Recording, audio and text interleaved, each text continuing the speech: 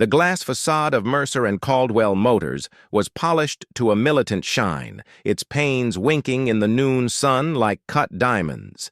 The dealership took up a corner of Maple and 3rd in Crestview, one of those small cities that wanted to be a big one. Inside, the marble floors were pale as milk, the cars lined up like sleeping cats, sleek, silent, expensive. Amara Lawson stood on the curb for a beat so the wind could finish tugging the last frizz curl free from her bun. She pressed the curl back under, squared her shoulders, and reminded herself again that she'd earned this. Not because of her last name, not because of anyone's, because of 3 years living on protein bars and second-hand laptops, because of nights where she coded until dawn, because of a hoodie that always smelled faintly of coffee and ozone from overstressed electronics. She didn't look like money, and she liked it that way. Jeans, clean white sneakers, a black turtleneck tucked neat at the waist. Her backpack had a frayed strap. She'd meant to fix it and never did. 2 weeks earlier, the acquisition papers had cleared. The health tech startup she'd built in a dorm kitchen had been bought for 8 figures. After taxes and distributions and the uncomfortable math of success, she had carved out a modest slice for herself. The first thing she'd promised her 16-year-old self? A car that could take her anywhere she dared to go. The glass doors hissed open, sighing cool air over her face. Lemon cleaner, leather, the faint sweet musk that clung to new tires. She felt 6 years old and 26. All at once. "Good afternoon," a voice chimed, bright as a bell. A young woman in a charcoal suit walked toward her, name tag shining, Kayla. Her braids were pulled back into a low ponytail.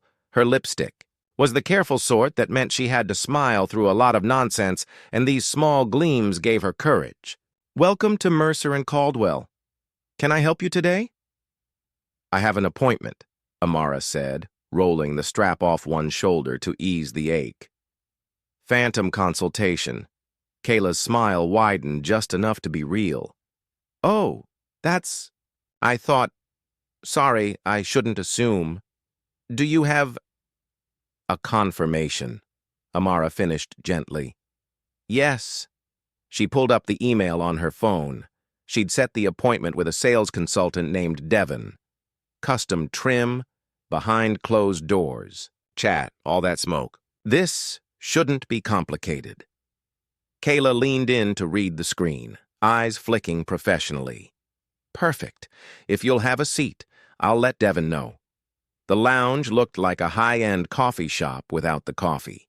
Chairs that encouraged you to spend another $10,000. Magazines curated to make you feel underdressed. Amara sank into one and dragged a breath into her lungs. Her phone buzzed with a text from her brother, Malachi. "You sure you don't want me to come play muscle?" She smirked. "I got this. Meet for dinner later? Rib place on 9th. Before Malachi's 3 dots could become words, a different voice cut the air. "Excuse me?" The man was in his 40s, tall, with that out-of-the-box tan of someone who golfed more than he slept. His tie was a shade too loud. His smile didn't reach his eyes. Harlan, on the name tag. Sales manager, if the brass cufflinks meant anything. "Can I help you, Miss?" "Ms. Lawson," Amara said evenly. She kept her tone soft because she'd learned the hard way that some men mistook calm for permission, and she wanted to watch him choose. "Ms. Lawson." He said it like he was tasting lint. "Kayla tells me you're here for a phantom consultation." "Yes." "And you are—" He tilted his head at her backpack. "Here for a phantom consultation," she repeated. The words lay flat and patient between them, as neat as cards. He laughed, short and brittle. "Cute. This is a secure area. We have a lot of very high net worth clients, and we try to maintain a certain..." His fingers fluttered, unable to land on any word that wasn't what he meant. A certain kind of person, a certain kind of skin, a certain kind of story that made sense to him. Kayla's eyes flicked from him to Amara. "Mr. Harlan, she's got a confirmation from Devon." I saw it. Do you want me to? I'll handle it, Kayla. The bell in his voice went dull. He turned back to Amara. We do not do test rides or private viewings without preliminary verification. You understand? Proof of funds, banker's note, a card on file. I'm not here for a joyride, Amara said. I'm here to order. There's a bank officer on call if you want to do a verification, or we can start with specs, and you can run whatever checks you need while I pick out a headliner constellation. Harlan's smile sharpened. Specs, right. Ms. Lawson, we're not a... He gestured to the glass, to the silence, to the cars asleep on their haunches. Small used lot. There's process. You can't just walk in here with a backpack and, pardon me, no appointment. And I do have an appointment, Amara said, and the warmth began to leave her hands. Where are your parents? He asked, softness sudden and condescending, like he was handing her a lollipop. Or the gentleman? Husband? Boyfriend? Kayla sucked a quiet breath. Amara smiled, not because she wanted to, but because she despised showing teeth for men like this. I'm 26. I'm the client. I made an appointment. If there's a process, show me the part where it applies to everyone. Harlan lifted his chin. We reserve the right to refuse service to anyone. Security. He snapped. His fingers. A guard stepped from the far threshold, sunglasses perched absurdly indoors. Ma'am, we're going to have to ask you to leave. You can schedule an appointment online. I did. The word came out too loud. Heads turned. A couple, in resort wear, peered over the top of a glossy brochure. Devon, whoever he was, didn't materialize. Ms. Lawson, Kayla tried. Let me just... We don't need a scene, Harlan said, not looking at Kayla, like Kayla was part of the furniture he could scold. Ma'am? Amara stood, a small move that felt like hauling a ship anchor. Her mouth tasted like pennies. She'd prepared for this, hadn't she? She'd thought she had. She kept her voice steady. You are making a mistake. I'll take my chances, Harlan said, and waved at the doors. The guard didn't touch her, didn't need to. The message in the space was clear. She slid her phone into her back pocket, shouldered her bag, and walked past polished marble, past the whispers that rose like a tide. As the doors sighed open again and the warmth slammed back into her chest, a hand snagged the crook of her elbow. Kayla. I'm sorry, she whispered, braids slipping over her shoulder like rain. This happens. I tried. It shouldn't, Amara said. Kayla's eyes shone. I know. They held a second of shared knowledge between them, the weight of it, the sour honesty. Then Amara stepped into the unkind light, and the doors swallowed the lobbies. Hush. Traffic screamed itself hoarse in the evening heat. Malachi stopped listening to his food and started listening to his sister at around the point where she said, He asked where my parents were. He set down a rib like it had bitten him. I'm going down there. You are not, Amara said. She had changed into a soft hoodie and let her hair free. It made a cloud around her face that only emphasized how carefully she was not crying. I don't want a brawl. I want a car. And I want them to learn what they did. Not because I need them to respect me, she added, shoulders tightening, but because the next black girl who walks in there shouldn't have to fight the same battle. You want justice, Malachi said. No, she said. I want change. Justice would be them begging on glass. Change would be Kayla not having to apologize for her manager like it's her fault the world made him. Malachi chewed that and reached for his phone. Dad's going to find out. Dad is always going to find out, she muttered. You and your big mouth. It's not my big mouth, Malachi said, aggrieved. He can smell trouble like a bloodhound. Also, you forget he employs half the city and their cousins. Do you really think nobody at Mercer and Caldwell knows who you are? I didn't. Go in there as Lawson Capital, she retorted. I went as Amara. Solo. That was the point. Malachi's eyes softened. I know. Her phone buzzed. Dad. Home? FaceTime. Now. Bloodhound, Malachi said. I hate you, she told him, and swiped. Her father's face filled the screen. Ezra Lawson, in his kitchen, in a navy t-shirt, mid-stir of a pot of something that steamed like a forest in rain. He was a broad, bearish man with a salt-streaked beard and kind eyes that only sharpened when someone threatened his kids. He looked at her, at the shimmer she hadn't yet let fall, and put the spoon down. Tell me, she told him, beginning to end. Ezra listened. He didn't jump in, didn't swear out loud, didn't do the dad thing where he offered solutions like bandages. When she finished, his face had gone very still in a way that was always alarming, because it meant the storm was behind the eyes. You want me to handle it? He said carefully. Or do you want to handle it? I want to show up, she said, on my own terms. But I'm tired of teaching basics. I want the lesson to stick, not just for me. Then we'll make it stick, Ezra said. He wasn't smiling, he wasn't angry. He was something worse, resolved. 9 a.m. tomorrow. Wear whatever makes you feel like you invented the idea of a door that doesn't close for you. I want to pick the car, she said, because stubbornness was a kind of shield.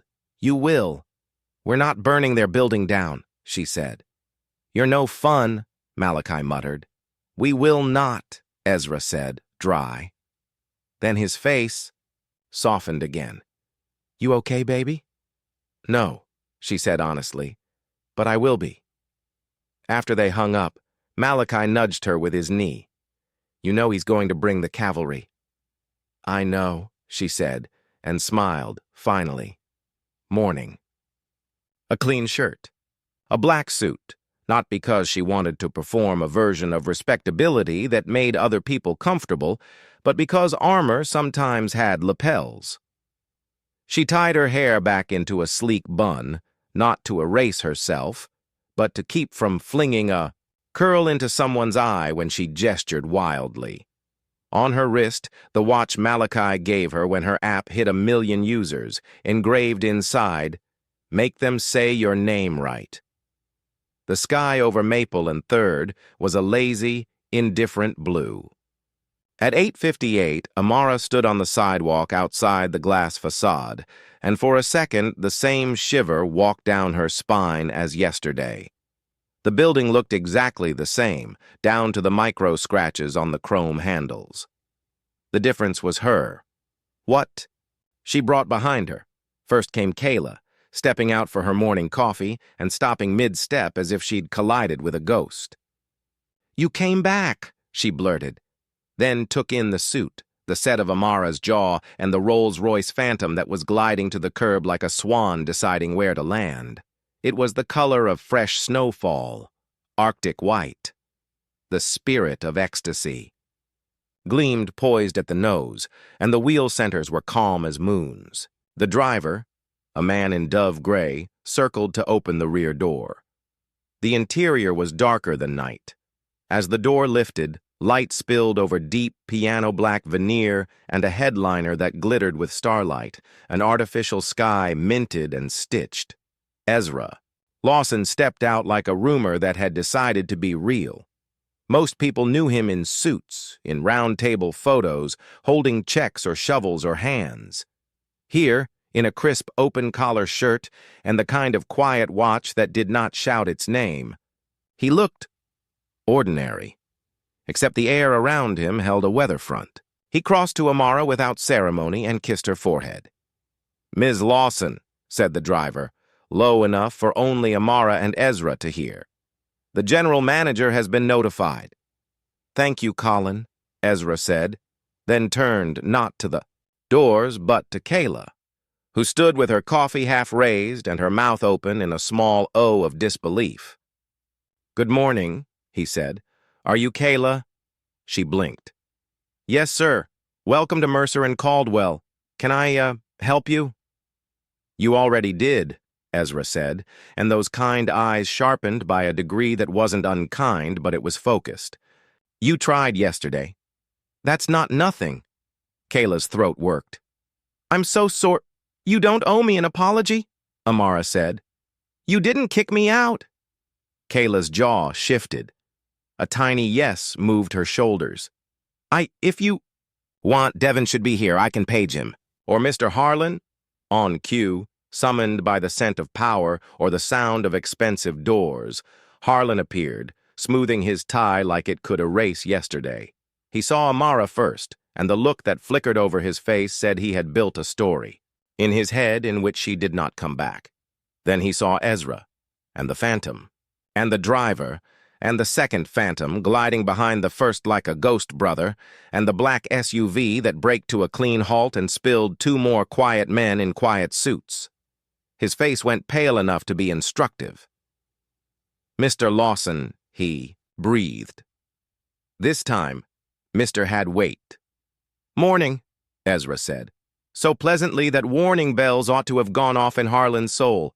Had we known you were coming, Harlan began. We would have. You would have what? Ezra said gently and gestured a palm at Amara. Treated my daughter like a human being with an appointment? Color crawled back into Harlan's face, angry and embarrassed. A dangerous mix. Yesterday was a misunderstanding, he said quickly. We have procedures to protect our clients from scams and... From scams, Amara repeated. The word scraped. And what does a scam look like to you, Mr. Harlan? He swallowed.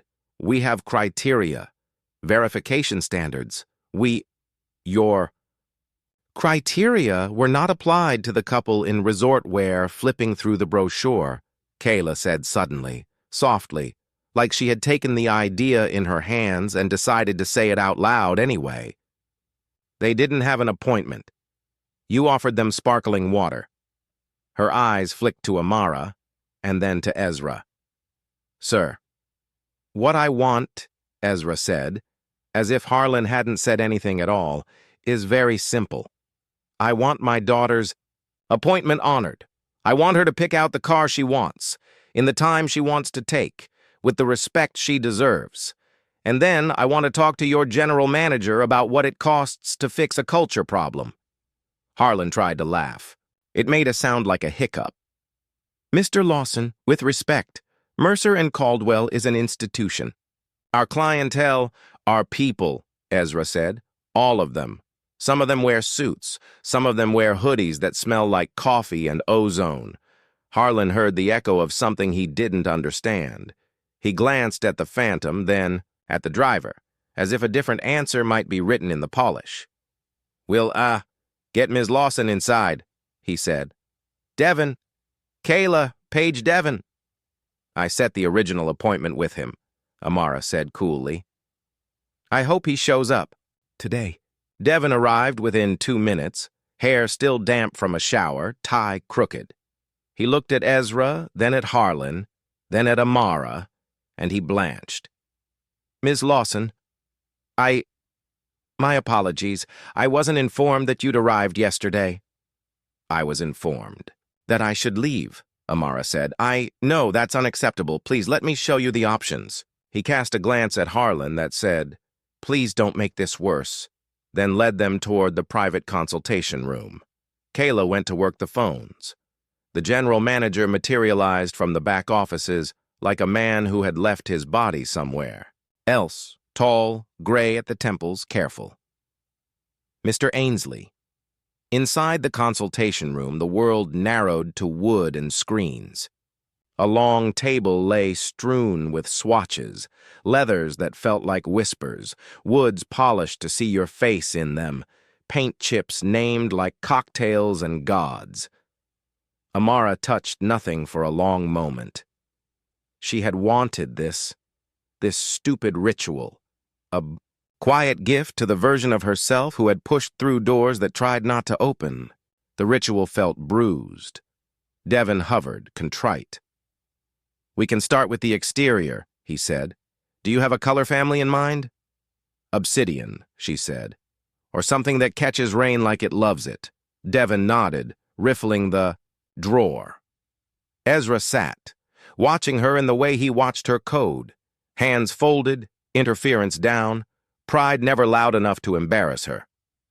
"Harlan's going to fight," Ezra murmured to Mr. Ainsley when the general manager slid in. "Not because he has the right, but because men like him confuse authority with gravity. They think you can bend orbit by yelling at the planet." Ainsley's mouth twitched as if he was trying not to be seen knowing a joke. "Mr. Lawson," he said carefully, "I won't insult you by pretending this isn't a mess. I would like the chance to begin mopping it up." "Start with Kayla," Ezra said. "Whatever she is, it's not paid enough." Ainsley glanced toward the glass where Kayla moved like efficiency itself. Headset on, voice pitched low so stress sounded like competence. "She's one of our top consultants in training." "Promote her," Ezra said. "Give her Harlan's job." Ainsley inhaled. Yes, he's been difficult." "Difficult is a word you use for traffic," Ezra said. "This is rot. Fix it." Ainsley didn't promise. He nodded, which was better. They all moved like chess for a while. Amara chose a paint, black diamond, a color that drank the room and offered it back like velvet. She chose a starlight headliner in a custom constellation her mother had loved to point out in winter, Orion, but with an extra star where her mother had always said one should be. On the dashboard veneer, she requested a small engraved phrase visible only from the driver's seat. "Begin anyway." Devon stopped looking like a man drowning and started looking like a man forgiven. He offered suggestions, like options, not orders. He did not over-explain. He asked about her driving habits, and when she said, "I learned stick on a car that coughed like it smoked," he laughed and said, "Then you will respect what the whisper under this car feels like." When the build sheet was finished, it looked like a mood board for a future she could live in. Amara exhaled. The air in her lungs felt like it belonged to her again. "Ms. Lawson," Devon said, arranging the pages. "We'll need—" "Verification," she said wryly. "Celebration," he said, surprising her. "If you want to take the show car on the floor for a ceremonial drive down Maple, we often do that for clients who finalize a build." Ezra chuckled low. "When I bought my first one," he said, "they made me do a lap in front of the dealership, like I had won a pageant." "Let's not give Harlan a parade to interpret," Amara said. But then she caught Kayla's profile through the glass, the set of her mouth, the way she kept her head high, and changed her mind. "Actually, let's do it." They walked out together, a small procession. The showroom Phantom was midnight. Blue, its paint quiet until the light hit. Then it bloomed into something like summer wet on slate. Devon opened the door. Amara paused. The room had stilled, salespeople holding their breath, the resort-wear couple suddenly pretending to be very interested in tire treads, Harlan near the desk, jaw tick-ticking. Kayla stood a few feet away, eyes big, chin up. Amara angled her head toward her. "Ride with me." Kayla's eyebrows shot up. "Me?" "You kept me human yesterday," Amara said. "Come be human with me today." Kayla looked at Ainsley because life had taught her to ask permission, to be where she already deserved to stand. He nodded quickly. She smiled at Amara like a door opening without squealing.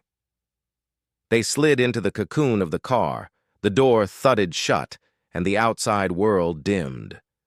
The wood gleamed, the carpets felt like moss under new feet, and the silence, not empty but intentional, wrapped them. Devon murmured instructions to the driver of the lead Phantom. Colin pulled the car out. As they eased through the glass doors, the city was itself again. People turned to look. Not because Rolls-Royces never rolled down Maple, Crestview had its share of money, but because of something else.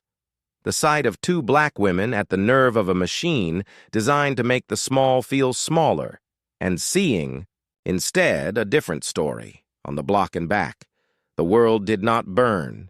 It did not mend either, but it shifted. a fraction. When they returned, Harlan was waiting like a storm that thinks it can bully the horizon. Ainsley was beside him. Ezra leaned against the hood of the Phantom like a man at a backyard cookout, which was to say he looked precisely unthreatening, and this was a threat in itself. "Mr. Lawson," Harlan said, words knifing. "We need to discuss optics. This spectacle," Ezra said, "is what you could have had yesterday. A customer serviced, a sale made, dignity intact. Your daughter came in here with no appointment." "I had an appointment?" Amara said, tired of being the echo correcting the lie. "You decided which parts of the truth you wanted to see?" "You're twisting this into something it isn't," Harlan said.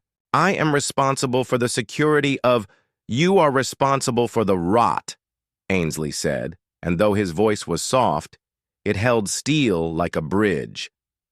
"Mr. Harlan, please come with me," Harlan spluttered. "You can't." "I can," Ainsley said, "and I am. Clean out your office. HR will be in touch regarding severance." He turned to Kayla. "Ms. Sutton." Kayla stiffened. "Sir?" "Acting sales manager, for the next 90 days, will formalize after review." Kayla didn't blink, then she blinked too much. "Yes, sir." Harlan's face went blotchy. "You can't replace me with a—" He caught himself, but the word hung unsaid and loud as a dropped wrench. He swallowed it, but everyone heard. He looked at Ezra as if he could erase what he'd almost said by appealing to the most powerful man in the room. "Mr. Lawson, this is rash. We've had a relationship with your foundation for years. Charity galas?" "I don't give to charity," Ezra said mildly. "I invest in my community. Sometimes that looks like scholarships. Sometimes it looks like removing a man from a job he uses as a weapon." The blotch drained out of Harlan's face, leaving him pale and small. He opened his mouth, closed it, and left. Silence swelled and broke like surf. A couple of sales associates exhaled audibly. Someone murmured, "Damn," and it carried like a prayer you didn't know you believed in until you heard it out loud. Ainsley faced Ezra and Amara. He didn't bow. He didn't crawl. He looked like a man practicing the proper size of himself. "I can't undo yesterday," he said, "but I can change what tomorrow looks like. Ms. Lawson, I'm sorry. We failed you. If you'll allow it, I'd like to add a line item to your build sheet. Complimentary bespoke service for 5 years. And I'd like to offer a training contract to your company," he nodded at Ezra, "to develop with us an anti-bias program that means Kayla is never again put in the position of apologizing for the people who should be apologizing to her." Ezra's eyebrows went up. "I don't sell anti-bias programs," he said, "but I fund people who do, and my daughter builds systems." Amara felt their gaze tip to her, as if she were a scale rediscovering its weight. "I build tools that help people. Remember what they said they cared about," she said. "If you want that, we can talk." Ainsley nodded. "We do." "Good," she said. "Also, send Kayla and Devin to the factory with me when I go to pick up the car. If I have to watch a Starlight headliner be born, I want the people who made it possible to get the day off to see it with me." Kayla made a sound that might have been a laugh or a sob. "I don't even have words." "Get used to having them," Amara said, and meant it like a blessing. After the paperwork, after the awkward handshakes and the quiet congratulations, after Colin brought the Phantom around again and Ezra insisted on riding in the back because it made him feel like a kid at the fair, they went to lunch at the little cafe around the corner where nothing on the menu required a dictionary. They ate grilled cheese and tomato soup like civilians. Ezra grinned at his daughter over his bowl. "I didn't buy the dealership," he said. "Proud of me?" she snorted. "You thought about it." "Briefly," he admitted. "Then I remembered you can't fire your way out of a culture. You can't buy your way into a soul." She sipped her tea. "Ainsley might actually do the work. He will or he won't. Your job isn't to carry him through it. Your job is to live your life in a way that doesn't ask permission. Working on it, she murmured. That line on your dash, he said. Begin anyway. That's you. It was Mom first, she said, the word landing between them with the tenderness of a bruise you press because you miss it. Remember, when the landlord said we couldn't use the basement for the community coding club because it was a liability? She printed the flyers anyway. Begin anyway, taped to the old monitor. Ezra's eyes went soft. She'd have liked today, not the pain, but the way you used it. Pain's a lousy teacher, Amara said, but it leaves memorable homework. They laughed, and the sound cleaned the air. 2 months later, the factory in Goodwood smelled like cedar and secrets. Amara stood under her car's new sky and watched a technician stitch stars into a ceiling as if he were sewing up the night to keep out the cold. Kayla stood beside her, wearing the badge of an acting sales manager who had survived 90 days of other people's surprise at where she was. Devin had a giddy grin he could not seem to switch off. "Ms. Lawson," the technician called. "Do you want to press the last one?" Her fingers hovered over the tiny LED, over the point on the map of heaven where there was no existing star, where she had asked them to put one. She pressed. A pinprick winked awake. The constellation became a memory completed. When they drove, the car out into the English rain, the drops hit the black diamond paint and slid off like gentle refusals. The car held the road with the humility of a cathedral, confidence that did not need to brag, just to exist.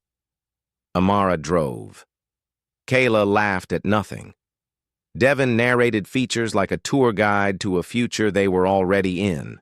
The car shipped home. Colin handed over the keys on Maple and 3rd, and then, for good measure, handed them to Kayla, who handed them to Amara like crowning a queen whose coronation was just a Wednesday. They took one lap, not for show, but for joy. Inside the dealership, a training session unfolded where an old habit might once have. Screens lit with uncomfortable data. Who gets greeted first? Whose questions get answered? Whose presence gets treated like a problem to solve? Ainsley stood at the front, not looking smug, looking like a man learning to listen without entering the room with an alibi.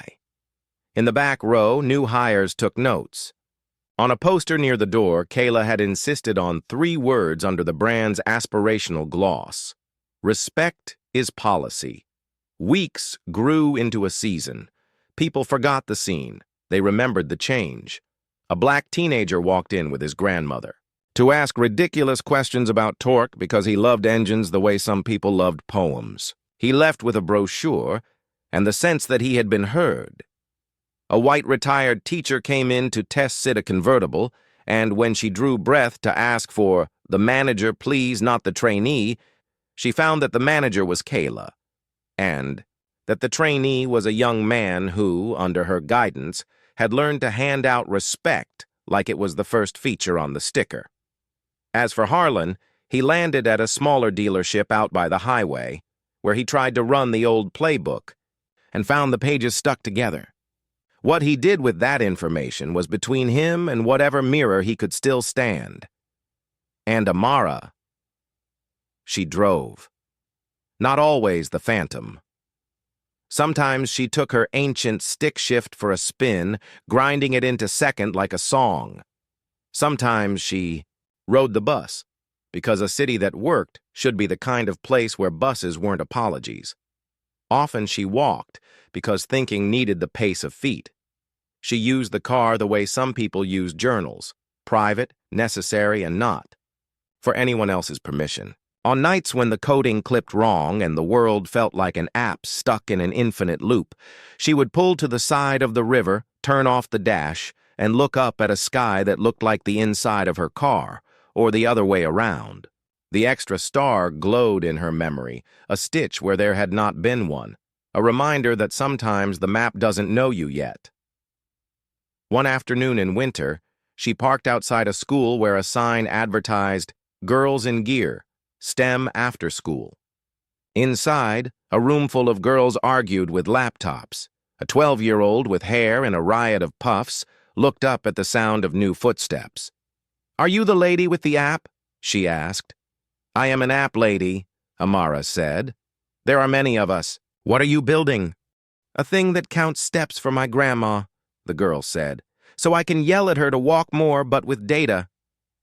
"Excellent," Amara said gravely. "Nagging, but statistically sound." They laughed. The girl's eyes slid toward the window, where the edge of the Phantom's hood winked like a secret, then back to Amara. "Is that your car?" "Yes." "It looks like a spaceship."